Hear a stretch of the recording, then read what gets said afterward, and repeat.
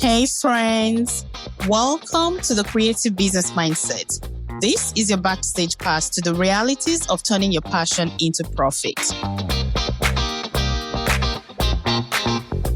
My name is Joke. I'll be your host. I'm a busy mom of 3, navigating the twists and turns of life and business. You'll get the good, the bad, and the glorious mess of starting afraid, the determination to keep going no matter what.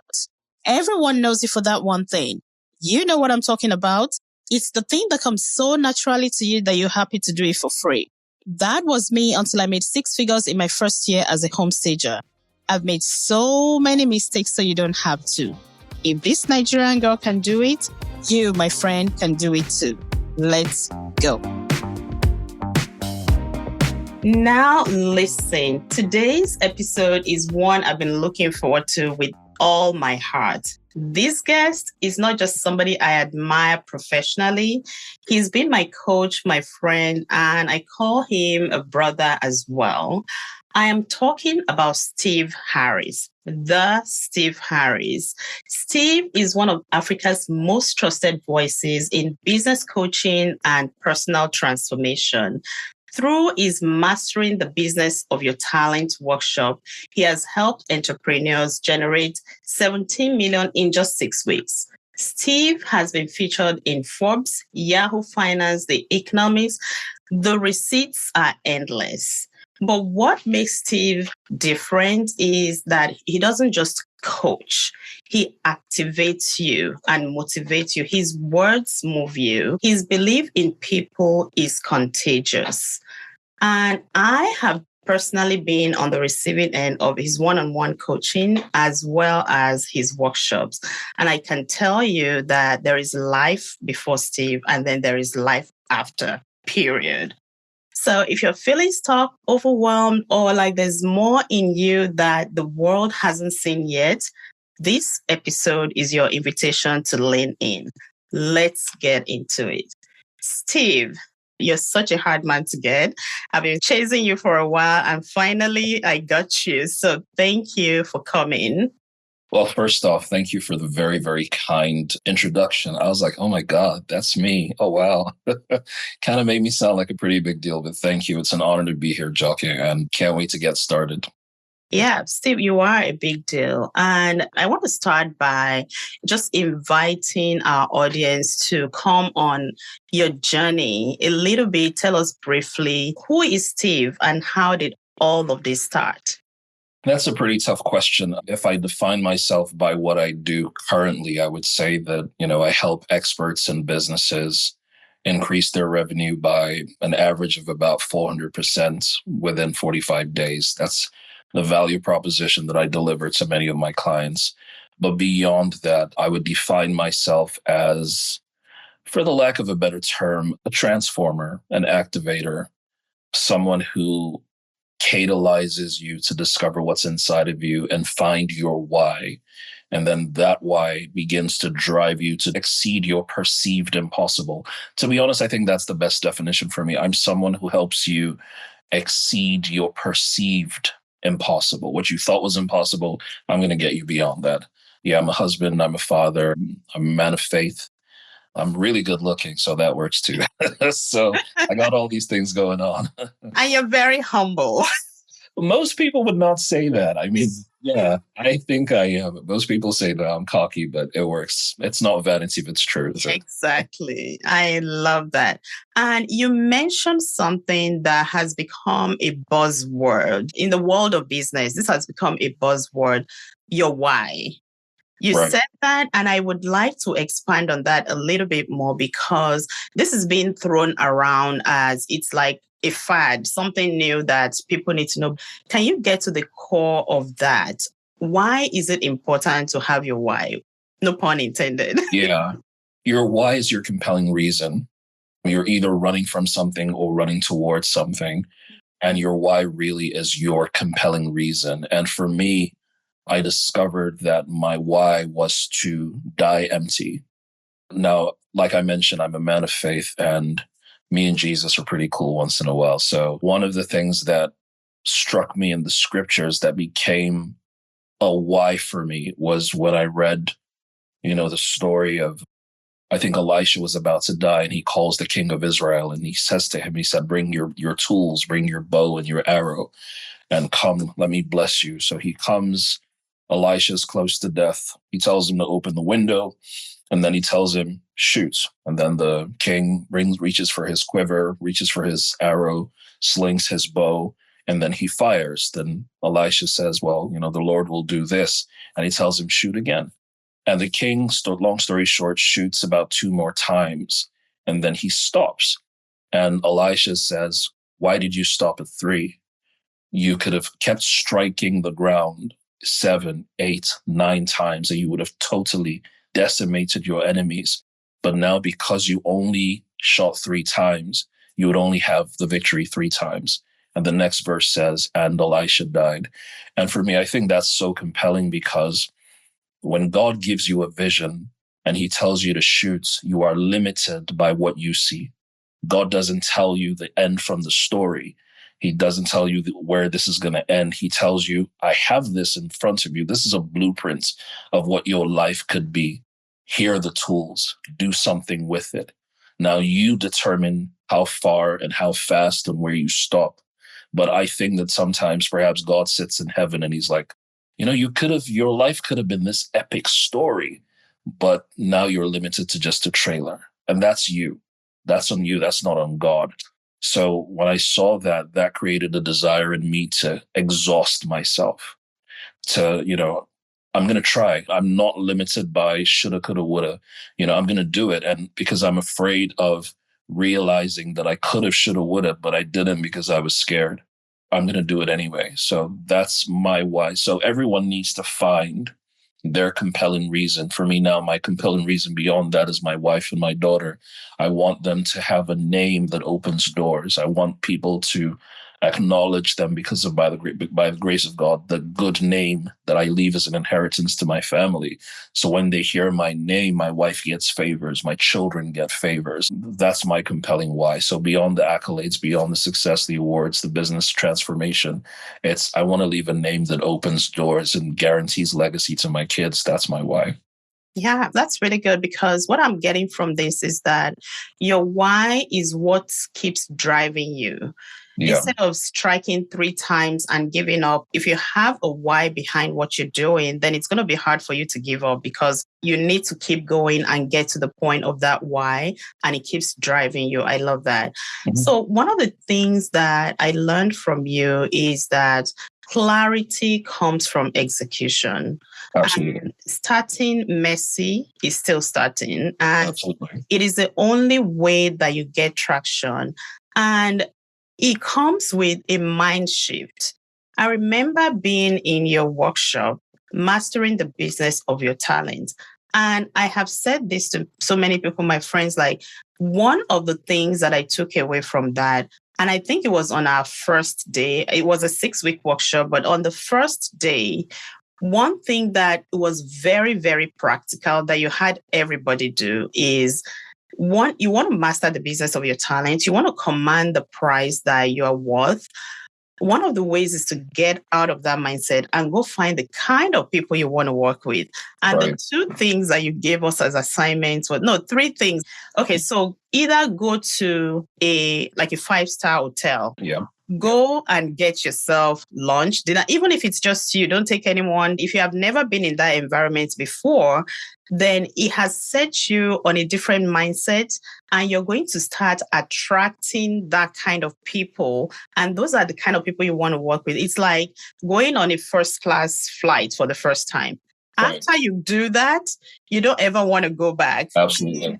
You will do everything, which means you may need to work harder, earn more money, and you start thinking of those things in terms of it is achievable for you. Yeah. And that really helped. And you were like, well, if you're already driving a Mercedes, go to a dealership, go and drive a Ferrari, test drive that luxury car. We had breakout groups that I became one of the leaders of them. And it was just so amazing, because you have to go do that thing. Either you go test drive a luxury car that you didn't even think you could afford, go to a 5-star restaurant and get meal and bring the receipt. And I was collecting those receipts as evidence. Your way of teaching is very, very practical. So that was really good. One of the things that you're really, really good and amazing at is crafting your story and marketing language. And how, if you were to give somebody advice right now on getting clear on your message, what is the key, or what are the key things that they need to think about, and give us examples? Because I know you come with those things like say this and that instead of this, say that. So yeah, well, first off, again, thank you for the very kind words that you said previously. I recognize that a lot of entrepreneurs have a huge problem with positioning. I realize that a lot of entrepreneurs figure that if they raise their prices, they'll get higher ticket clients, and it doesn't work that way. In reality, your positioning determines your perception, and your perception determines your pricing. So I'm going to say that again for the people at the back, right? Your position determines your perception. Your perception then determines your pricing. I think some people figure that, well, if I put my pricing first, then the perception will change and then my positioning will go up. No, it's your positioning. How do you want to be perceived in the market? Where do you want to play? So, for example, like when you get on a flight, there's first class, there's business class, and there's economy, right? You are all going to get to the same destination, but the experience or the story that has been told regarding first class, business class, and economy is different. What I mean by that is you've got to recognize that when you're marketing, you can't market the same way to different clients. Each different niche has a different messaging, right? So, for example, if you're flying first or business class, the messaging, the story that has been told to you is that you're not paying for transportation in first class or business class. You're told the story that you are a one percenter and you are the upper echelon, and people like you have to travel in style. So you would pay perhaps twice, three times as much, probably even more than economy, simply because of the positioning and the perception that it creates. And you pay top dollar. So if you see, positioning comes first, perception comes next, pricing comes last.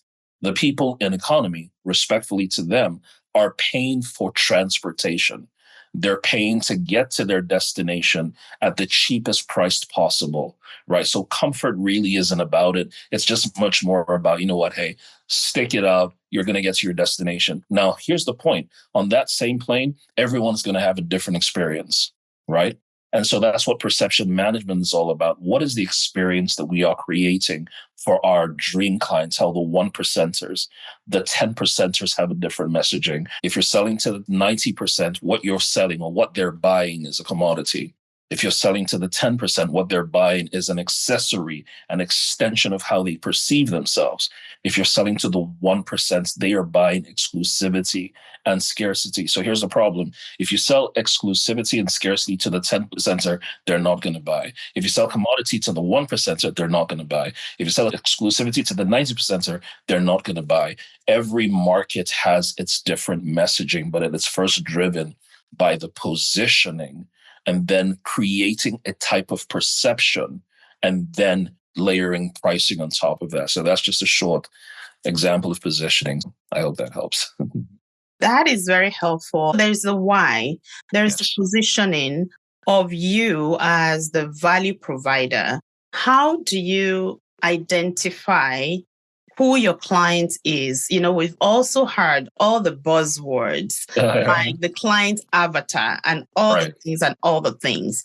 How do you identify who you're going to serve or your niche and hone in on that? Okay, so for example, people have multiple talents, and Right. a lot of people go out wanting to provide services based on what they enjoy doing, which is a wonderful thing because you can make more money if you actually love what you're doing. But the thing is, coming from the perspective of, I want to share this thing that I love with you versus this is something that you want that I want to provide to you because it's valuable to you, not because it's something that I just enjoy. How do you help people go around that kind of mindset to make sure that they are positioned, one, to attract the right people and to find out what value those people want? Because business is all about providing solutions to problems, right? Yeah. Well, What I'd say is really that whether you are passionate about it or not, whether you love it or not, you've got to do it like you love it. You got to do it like you're passionate first. Nobody really wants to buy from a wet blanket. They want to feel like you are enthused. Now, yes, it will be great to find what you were born to do and you love to do it and then extend that as a business. That's great. But we recognize that perhaps over 90% of the people who perhaps are listening haven't yet found what they love and are probably just coasting with what they currently do. But you've got to bring heart and soul into that. Now, when it comes to how you begin to identify the clients you really want to serve, I always say first, if you want to attract what we call, your dream clients or your premium clients, you've got to recognize, like I've said before, they respond to different messaging. The 1% respond to exclusivity. So what that means, as an example, is you can't do business with every Tom, Dick, and I'm not going to say Harry because I use my name in vain. You know what I'm saying? So my name is Steve Harris, so Harry's out of it, right? But my point really is this. Exclusivity is about exclusion. I'm going to say that again. Exclusivity is about exclusion. Exclusivity is about disqualification. Exclusivity is about pre-qualification. So if, for example, you want to target your dream demographic, the 1%er, so to speak, you must have a system that disqualifies the 90%. Now, that's pretty hard for many entrepreneurs to do because they're like, well, aren't I leaving money on the table? If I'm going to serve this particular niche, aren't I leaving money on the table? Yes, you are, but you are perceived as exclusive. So what happens is the 90% aspire to that level. Let's still stay with, flying. First class never reduces their prices for economy class. They'll never drop their prices. Now, we have something for the 90%. Oh, that's economy. Great. But if you're coming first class, there's an exclusion. There's a limited number of seats first. We're going to disqualify you. That it's priced at 3 times the cost of the average flight. We're going to disqualify you, right? And they have these ways of whittling. Now, because they're determined to exclude, to disqualify, and to pre-qualify, what happens, it creates a sense of FOMO, a fear of missing out, because now they perceive that, oh my goodness, if I'm flying economy, I just get some peanuts, or I fly, or probably just get little packs, pre-packed food. But with first class, there's a menu, they're serving you. Would you like drinks? Would you like oysters? Would you like caviar? Would you like red wine, white wine? But at economy, they just give you Coke, tea, coffee, soda, or water. Choose, that's it. There's no choice. Now, what happens is that becomes an aspiration to those who begin to say, well, you know what, I need to move closer. So my point first off is you've got to answer the question, who do I not want to serve? Who don't I want to do business with? I don't want to do business with every Tom, Dick, and you know what. So who don't I want to do business with? Let's start from there, because I think that too many entrepreneurs want to do business with everyone. As long as you have money, as long as you have blood, you're my client. No, if you want to be attractive to a higher niche market and attract dream clients, you've got to now say, you know what is my pre-qualification process? What is my disqualification process? What is my exclusion process? How do we make sure that getting this thing is like going through the eye of the proverbial needle? Because it's a limited number of people. But I think that not many entrepreneurs are ready for that conversation. So they're just going to try to serve everyone. If you serve everyone respectfully, you then become a commodity. Do you get what I mean? So you're easily replaceable. If I don't buy from you, I'm going to buy from the guy next door. I lose nothing. So when you think about your marketing, your messaging, you've got to answer the question, what should people lose if they don't do business with me, right? I know we talk about what you're going to gain. Yeah, that's easy. Let's talk about the complex one. What do people lose if they don't do business with you? If they don't buy from you, what should they lose? If you can't articulate that as your value prop, then it becomes hard to really describe how you're not a commodity. So we got to do that different. Yeah, some nuggets of wisdom like I was expecting. I am in the home staging industry. I do home staging as a real estate marketing service to realtors and to homeowners. And I also coach people how to start their own business and scale their business based on what I know. And over time, I have come to a place in the home staging industry where people know us for high quality work. We charge a little more than our competitors. And because of that, I have lost clients. When you Right. say lose clients, I'm guessing that is what you meant by the disqualification part and Absolutely. exclusivity. And they always come to me when they have the big, nice Absolutely. luxury homes that they don't want anyone else to touch, but they will work with other stagers. There's so much competition, right? Yeah. But they know where to come to if they are looking for that next level, Yeah. high end stage. And Yeah. I am not mad at that. If they're not giving me all their business, but they bring the big ones to me, I am happy with that. But the thing is that it took me a long time to get to that point. Like you said, when we start out our business, a lot of people just want to take everything and anything because you're just starting and you're afraid you don't know where the business is going to come from. What I'm hearing you say is that you can actually start that elimination disqualification process. How do you even do that? Because there's already that fear of I'm just starting out, nobody's going to hire me, I don't even know where to find clients. Anything that comes to me, I'd better take it because any money is good. That is where a lot of people get stuck.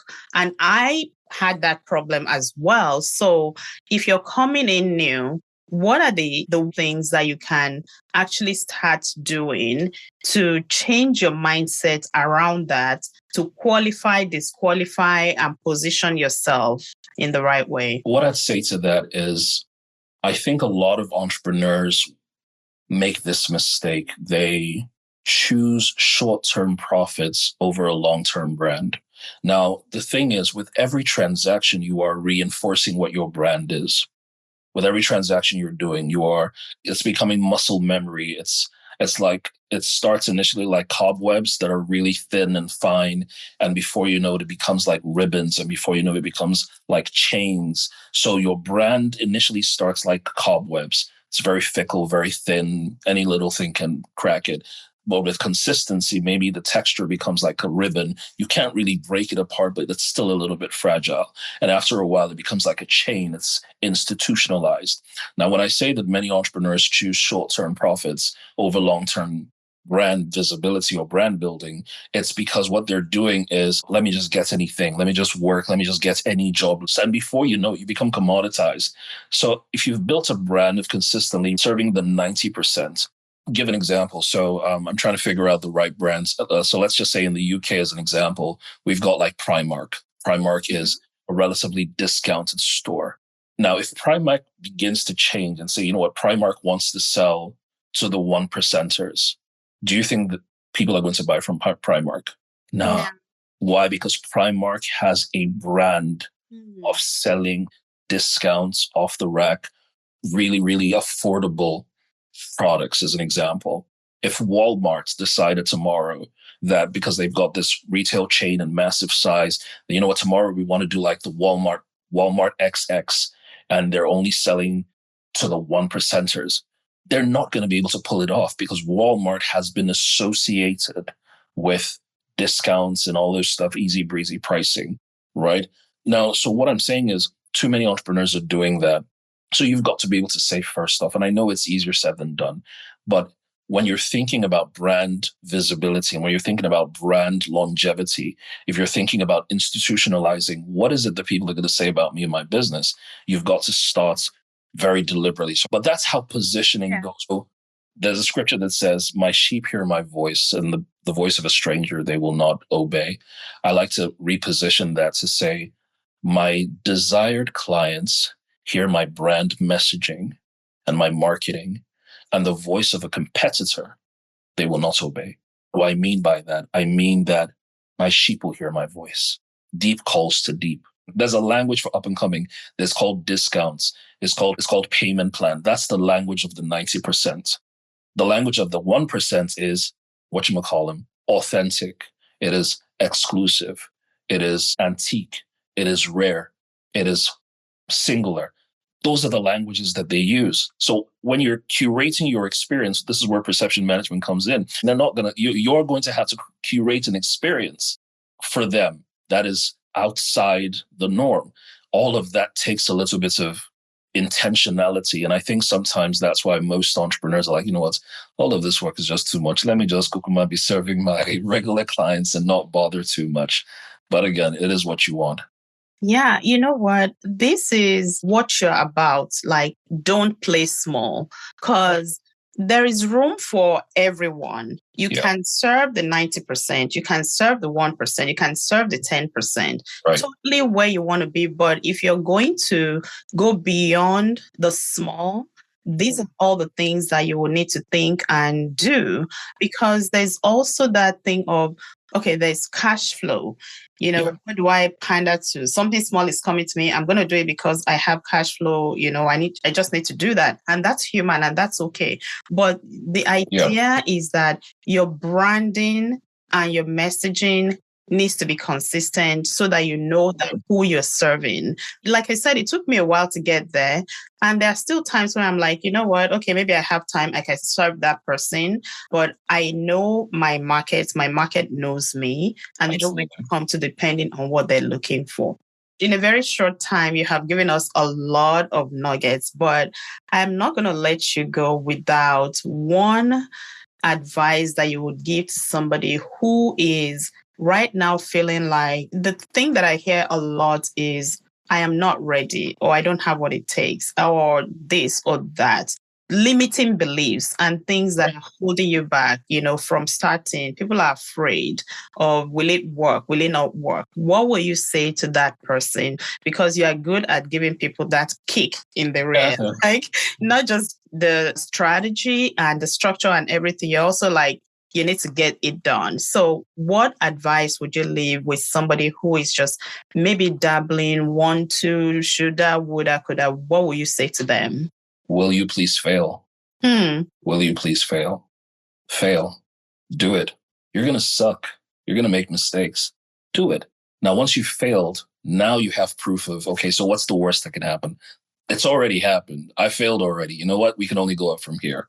And the truth is, while you're vacillating and you're procrastinating, and some people are caught up in analysis paralysis and they're trying to get perfect and dot their I's and cross their T's, and they're majoring on the minors. Majoring in the minors. Okay, stop there right now. Majoring in the minors. Okay, talk a little bit more about what you mean by that, because that resonates with me.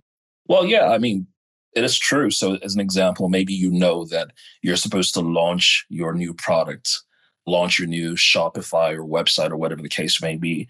The fear of launching, because you're afraid, because if I launch, nobody's going to buy, or how people are going to receive it. So you start majoring on the minors. You start tweaking the colors of the website. Oh, I don't think it's this blue. Let me do its purple. Then you start changing the fonts. There's motion, but there's no movements. It's like you're on a treadmill. There's activity, but you're going nowhere. You know what I mean? So you're using that to buy time. You're majoring on the minors because you're afraid of what you should actually get done, which is launch the flipping website. It's live. Ladies and gentlemen, go. But you're like, no, let it just be perfect. Oh, let me just do this. So you start procrastinating, and your quest for perfection is procrastination in disguise. And your procrastination is because you're afraid. So will you please fail? Just fail. Get it over with. Get it done, right? Figure out what the cost of doing it that won't kill you. Fail. Because one of the things I've recognized, Joke, is there is someone out there who has 1% of the gifting, the talent, and the ability that perhaps our listeners have, but they have more hunger.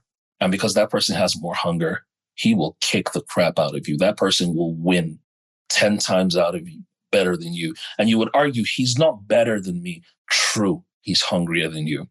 She's not better than me. You're right. She's just hungrier than you. She's come to the point where, you know what? This is it. I don't care what people think or feel. I'm just going to get it done.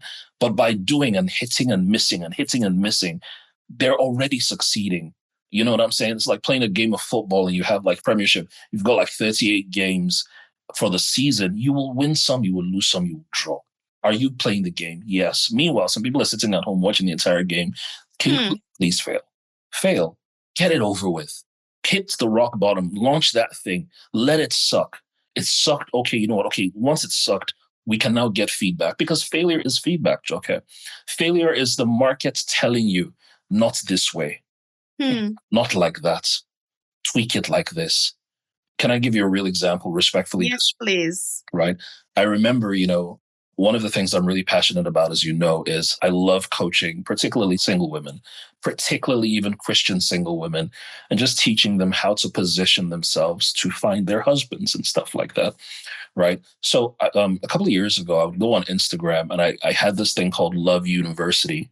And I would teach and I would come out there and share with ladies because I realized that, good girls don't know how to get guys. You know what I mean? Bad girls can get married and get guys, but good Christian girls, they don't have game. No. So I'd come out and teach.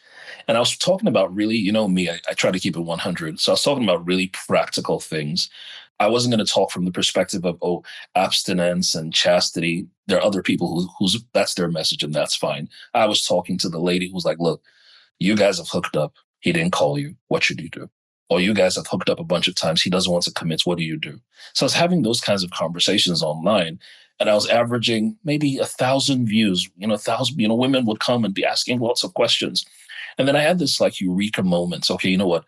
Why don't I put them in some sort of community and start coaching them and giving them some sort of guidance in my own mentoring space?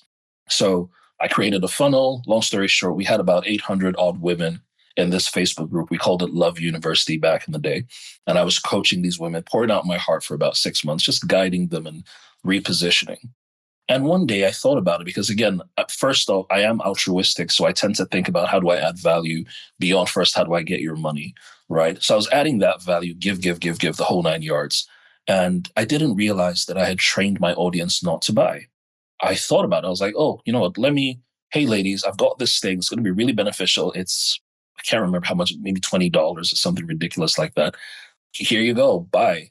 And I was sitting back and I was expecting to hear ching, ching, ching, ching, chings, especially because I've poured out my heart. I was thinking about the law of reciprocity. I've been great to these women. The least they can do is reward me in kind and so on and so forth. So I was waiting for my bank to start calling me and say, what's going on? We need to freeze your account. There's too much money, right?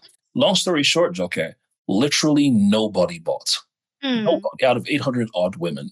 Now, I thought about it. I was like, okay, wait, hold on. Maybe the ladies are just chatting too much. Or maybe they didn't see the comments. So I muted everybody's comments and only admins could post. So I posted it again. I said, hey, ladies, I know you probably missed this because conversation is great. Just to let you know, we've got this thing out there. It's really going to bless you. It's 20 quid, yada, yada, yada. Sign up and buy. It's really going to be a blessing to you. Okay, again, nobody bought. Wow. I was hurt.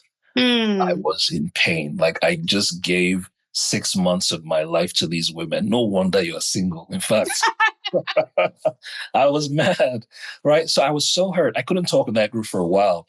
Uncle Steve, where's Uncle Steve? Who's your uncle? I beg, leave me alone. Who's your uncle? I beg. So long story short, my heart was hurt from that instance that I could no longer proceed with the community. So after I had ruminated and stewed in my own juice for a while, I now said to myself, okay, you know what? What's the market telling me? Let me be objective. I sat back and I figured out a few things. And I realized, first off, Joke, that the age of the ladies in that community, the average age was 23. A 23-year-old doesn't have the problem of I can't get a man. The problem is which man should it be? Because I have too much demand, right? So there was no urgency. There was no respectfully desperation. Allow me to use that term. Right? They weren't hungry for what I wanted. I was passionate to serve them. They weren't passionate for what it was. It was at best great information, great conversation, but there was no desperation. So when I sat back, I thought about it again. And maybe 2 years later, I launched again, or 3 years later, I launched it again. And I called it Ifemi, for those who don't speak the language. It's Yoruba, one of Nigeria's languages, and it means my beloved, the one I love and stuff like that. And long story short, Joke, this time I targeted respectfully women who are what we might call mature singles, right? 35 and above. Women who, and I was very clear in my marketing, in my brain, women who were like, I'm getting older. I'm considering freezing my eggs. I'm considering being a single mom. I'm considering being a side chick. Those thoughts have come through my mind. I am actively beginning to pursue this as an option.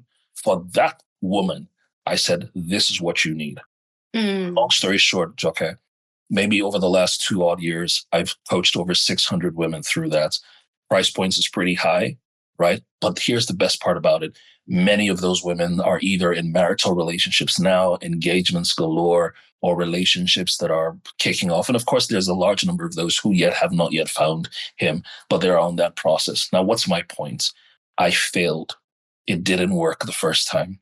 It didn't work a bunch of times. But when I sat back and I asked, what's the market telling me through this failure? I realized what the answers were. And I repositioned it again to respectfully, and please, I use this word respectfully, to a desperate market. And because what I was providing was water to a woman in the desert, there was no money that was too high. That's what she wanted. And she got it. She got what she wanted. I got what I wanted. It was a win-win. So our customers need to do the same. Yeah. So fail. And there is your answer. Thank you for candidly sharing that, the failure that got you to know your market and then rebrand. I remember you and I had a one-on-one a couple of years or maybe ago. I was in the same boat of, I have this thing where I mentor people in the industry. People just call me, they find me online or in groups that I belong to, and they call me and I coach them and I mentor them and I help them go through processes and go through problems, answer their questions. And they're doing amazing things with what I'm teaching them and with what I'm coaching them. And then when I try to turn this thing into a business, it's crickets. Yeah, absolutely. You told me, you know what? You need to find your people. What kind of problem? And so now I'm like, I'm done giving stuff away for free. I offer that, discovery call. If you need it, like 15 minutes of my time, you have it for free. But beyond that, you have to have some skin in the game because people don't value what they don't pay for. And just finding that the people that I really want to work with are action takers. Absolutely. So if you're not ready to take action, you're not even going to be ready to pay for, the knowledge that you're going to get. But I don't mind serving 10 people. I don't serve 100 people, but I want people that I can actually make some transformation, see some transformation and help them really. Absolutely. Steve, I could talk to you all day long. Same here. Absolutely. But like a house on fire. Oh my goodness. Thank you so much. This has been enlightening. And for anyone who wants to follow work with Steve, you can find him on Instagram. I am Steve Harris. I am Steve Harris on Instagram. You'll find him on, just type in Steve Harris Coach and you'll find him. Steve, it's been amazing. You have been a big part of my life and my business, and I appreciate you, bro. Thank you. I'm really kind to hear that. You're no slouch. You're an incredibly hard worker. You work with tremendous excellence. You've got great experience in the industry. You're only doing great, and I expect you to do way better. So, oh my God, the pressure is on. That's the thing. If you get with Steve, you are going to think beyond anything that you've ever done before, because no matter what you're doing, you can always do better. That is a growth mindset. And on that note, go and keep doing all the things. If you've been sitting on the fence about what you want to do, how you want to do it, just know that you're ready to go and fail and do better and just keep moving. The only way to do it is to start.